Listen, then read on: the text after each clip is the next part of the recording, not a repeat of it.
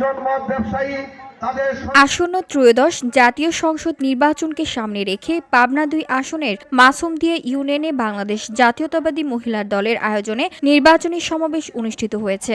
সোমবার বিকেলে ফকিরকান্দি জাকিয়া হাবিব উচ্চ বিদ্যালয় মাঠে আয়োজিত কর্মী সমাবেশে সভাপতিত্ব করেন বাংলাদেশ জাতীয়তাবাদী মাসুমদিয়া ইউনিয়ন মহিলা দলের সভাপতি Razia Sultana.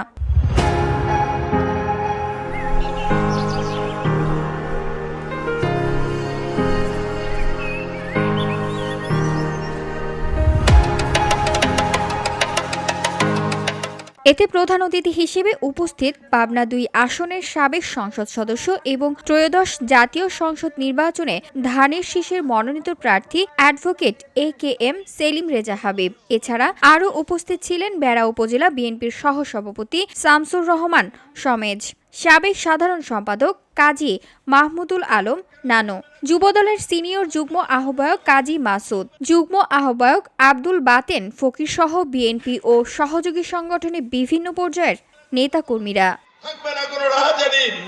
VOD Bangla news desk. আমরা বসবাস করব।